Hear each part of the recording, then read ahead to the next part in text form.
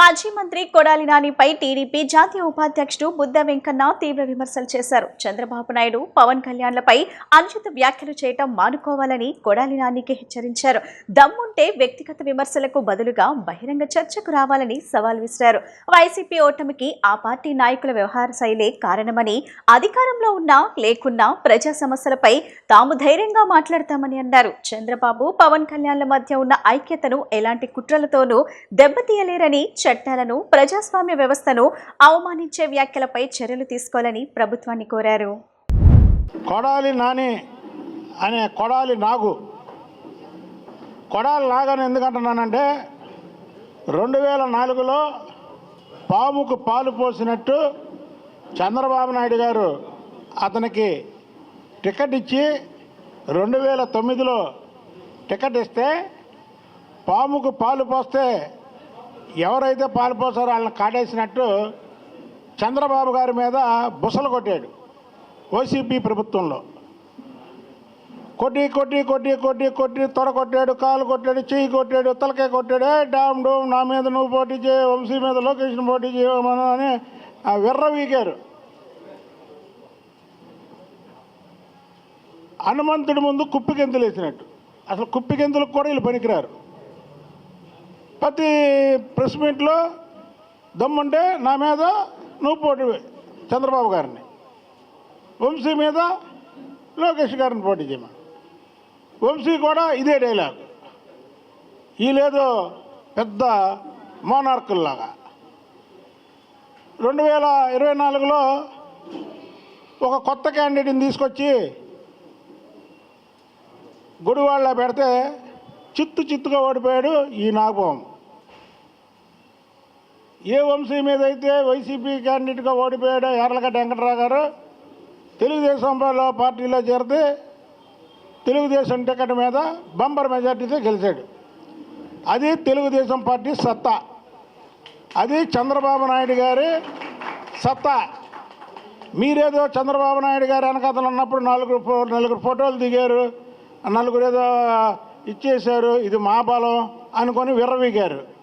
విర్రవీగి ఒకలేం జైలుకి వెళ్ళి కలిసి జగన్మోహన్ రెడ్డిని, ఇంకొకలేం భయంతో పారిపోయిన వాళ్ళు పారిపోయినట్టున్నారా? ఇందా నేను చెప్పినట్టు తొడలో జబ్బలో హైకోర్టు ఈ కోటి 2 కొట్టుకుందాం, అలా చూసుకుందాం, పోసుకుందాం అన్నారు. నేను ఆ రోజు కూడా మీకు సవాల్ ఇసిరా.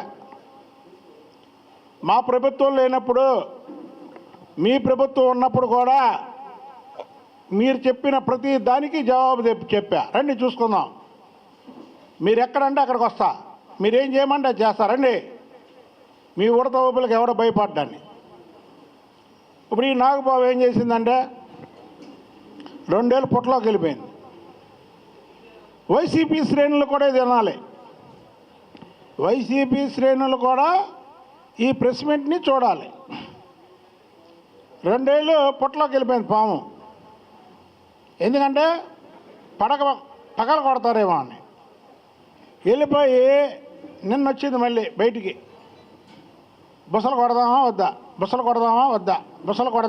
చూడండి ఒకసారి ఆ ప్రెస్ మీట్. ఉపా చట్టాన్ని ఉప్మా ఇడ్లీ చట్టం అంటాడు. ఏదైతే రావణు సోషల్ మీడియాలో మా కూటమిలో భాగస్వామి అయినటువంటి పవన్ కళ్యాణ్ గారి మీద అనుచిత వ్యాఖ్యలు పెడితే దాని మీద కేసులు పెడుతుంటే చంద్రబాబు నాయుడు గారు, లోకేష్ గారు, బాలకృష్ణ గారు వీళ్ళు ముగ్గురు కంట సపోర్ట్ చేయట్లేదంట. అంటే ఏంటంటే మాలో మాకు గొడవలు తేడానికి. ఒక రాష్ట్ర ముఖ్యమంత్రి చంద్రబాబు నాయుడు గారు వేదిక మీద పవన్ కళ్యాణ్ గారికి స్వేచ్ఛగా నువ్వు ఏం చేస్తావో చెయ్యి, ఏ కేసులు పెడతావో పెట్టు, నేనున్నాను, పవన్ కళ్యాణ్ గారు నా సోదరుడు, నా పవన్ కళ్యాణ్ అనే వ్యక్తి నా సోదరుడు, నువ్వు వెళ్ళు అన్నాడు. అంతకంటే సపోర్ట్ ఏంటి? మేము ఇక్కడ ఉన్నటువంటి ప్రతి ఒక్క వ్యక్తి కూడా రావణ్కి వ్యతిరేకమే. పవన్ కళ్యాణ్కి వ్యతిరేకం అంటే చంద్రబాబు గారికి వ్యతిరేకమే, చంద్రబాబు గారికి వ్యతిరేకం అంటే పవన్ కళ్యాణ్ గారికి వ్యతిరేకమే. ఏదో మాలో మాకు చీలికలు తెచ్చి లేదా కార్యకర్తల్ని విడదీసి ఏదో మళ్ళీ నీ వైపు అక్కడ గుడివాడలో నీ వైపు వస్తారనుకుంటున్నావేమో. కళ ఏమైంది నీ విర్రవీగంతనం? ఈ రాష్ట్రంలో వైసీపీ క్యాండిడేట్లు ఓడిపోయినటువంటి 164 మందిని అడగండి మీరు.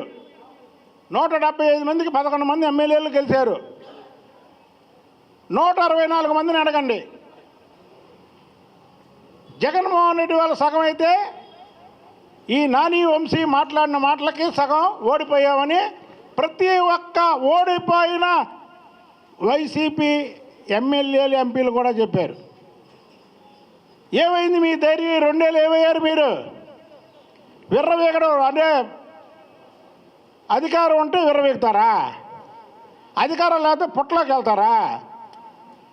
మీది ఒక బతికేనా? చేతకాని వాళ్ళు చేసే పని అది. చేతకాని వాళ్ళు చేసే పని అది.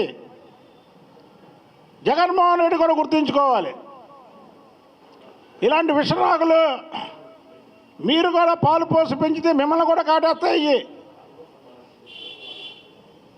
పాలు పోసి మీరు పెంచుతున్నారు, ఏదో చంద్రబాబు గారిని కాటేస్తారని చూశారు కదా. ఈ 2 సంవత్సరాలు వీళ్ళు ఎంతవరకు తిరిగారో పొట్టలో దాక్కొని. ఇవాళ ముందుకొచ్చి ఉపా చట్టాన్ని, ఉప్మా ఇడ్లీ చట్టం అని రకరకాల మాటలతో మాట్లాడుతున్నాడు. నేను ఇప్పుడు దాని మీద మా నాయకులతో కేసు పెట్టిస్తున్నా. 1 టౌన్ స్టేషన్లో ఒక చట్టాన్ని అలా మాట్లాడడం అనేది కరెక్ట్ కాదు. సెక్షన్లని మర్డర్ కేసు అంటే 302 పెడతారు, లేదా దుమ్మి కేసు అయితే ఇంకోటి పెడతారు. ఇది నువ్వు మాట్లాడినప్పుడు ఉపా చట్టం అనుకుంటా, ఉప్మా ఇడ్లీ చట్టం ఏంటి తీసుకొచ్చావేంటి? అంటే చట్టాలను కూడా ఎగతాళి చేసే స్థాయి అనేది. అసలు 2 సంవత్సరాలు పారిపోయావు, దానికి చెప్పు సమాధానం. కూర్చుందాం డిబేట్లో. లాస్ట్ మినిట్ వరకు నువ్వు మాట్లాడిన మాటలు 5 సంవత్సరాలు ఏం మాట్లాడావు, ఏం చేసావో, ఏం చెందావో, ఎన్ని తోటలు కొట్టావో, ఎన్ని తలకాయల పాలు కొట్టావో, ఎంతమందిని బూతులు తిట్టావో, అసలు నీ పేరే బూతుల్లో అని. నీ ఒళ్ళంతా విషమే. నువ్వు ఇవాళ చట్టాలకు కూడా పేర్లు మారుస్తున్నావా? మా కార్యకర్తలకి మాకు కూడా చిలికి తెద్దాం అనుకుంటున్నావా? చంద్రబాబు నాయుడు గారిది, పవన్ కళ్యాణ్ గారిది అన్నదమ్ముల అనుబంధం. నీలాంటి బచ్చాలు ఏదో ఇలాంటి చిన్న చిన్న ఈ చేద్దామంటే ఇడిపోయా, ఇది కాదు. ఒళ్ళు దగ్గర పెట్టుకొని మాట్లాడు. నువ్వు విషనాగు అయితే నీ కూరలు తీసేస్తావు ఏంటనుకుంటున్నావు?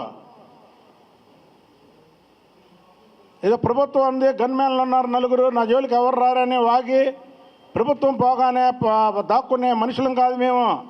ప్రభుత్వం ఉన్నా లేకపోయినా ఎప్పుడూ కూడా దమ్ముగా ఉండే నాయకులం మేము. నాయకులు కాదు, దమ్ముగా ఉండే మనుషులం మేము. మాకు ప్రభుత్వాలతో పని లేదు, పదవులతో పని లేదు. ఆదర్శంతో ఒకటే పని. మాకు చంద్రబాబు నాయుడు గారు ఆదర్శం. ఆయనతో ఉండడమే మా ఆదర్శం. అంతేగాని ప్రభుత్వం ఉంటే ఒకలాగా, ప్రభుత్వం ఒకలా లేకపోతే ఒకలాగా పిరికి బంధలం కాదు. మీరు పిరికి బంధలు. వైసీపీ కార్యకర్తల నాయకులు కూడా వాళ్ళని ప్రశ్నించాలి. ఏంటా మీరు తొళ్ళగొట్టారు, ఇంకోసారి జుట్లు పీక్కున్నారు, అది చేశారు, ఏం చేస్తున్నారా మీరు 2 ఏళ్ళు బట్టి? ప్రతిపక్షంలో ఏం చేస్తున్నారు మీరు? అంటే అధికారం ఉంటేనే మాట్లాడతారా?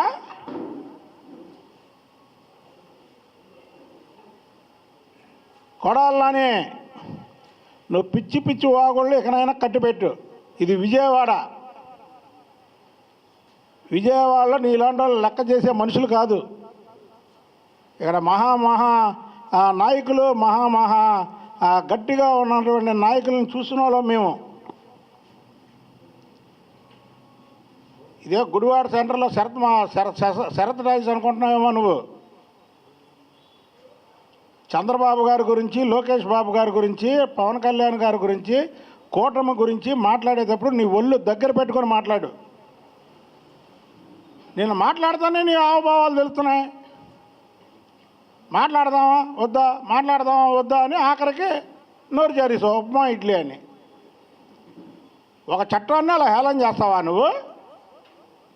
మా కార్యకర్తలకి గొడవలు పెడదాం అనుకుంటున్నావా? పవన్ కళ్యాణ్ గారిని నువ్వు విమర్శించలేదు. రావణ్ మీ ఓడు కాదా?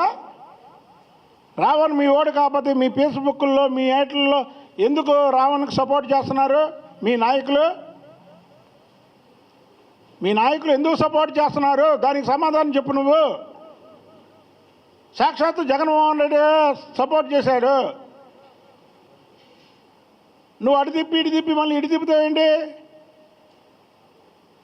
కాబట్టి ఒళ్ళు దగ్గర పెట్టుకో కొడాలని. నువ్వు రోజులు మారిపోయినాయి. ఏదో 2019 నుంచి 2024 వరకు విర్రవీగాను, ఇప్పుడు దాక్కున్నాను, ఇంకో 3 ఏళ్ళు ఎన్నికలు వస్తున్నాయి కదా, మళ్ళీ ఇప్పుడు నేను కొద్దిగా కూడా మాట్లాడకపోతే నాకు టికెట్ ఎవరేమో అని నువ్వు పిచ్చి ప్రాలాపాలు మాట్లాడేవంటే మాత్రం విజయవాడ వస్తే నీ కూరలు పీకేస్తాం. మాకు పదవులతో పని లేదు, ప్రభుత్వాలతో పని లేదు, అధికారంతో పని లేదు. అధికారం లేనప్పుడు కూడా ఇలాగే ఉన్నా. అధికారం వచ్చాక తగ్గిపోయా నేను.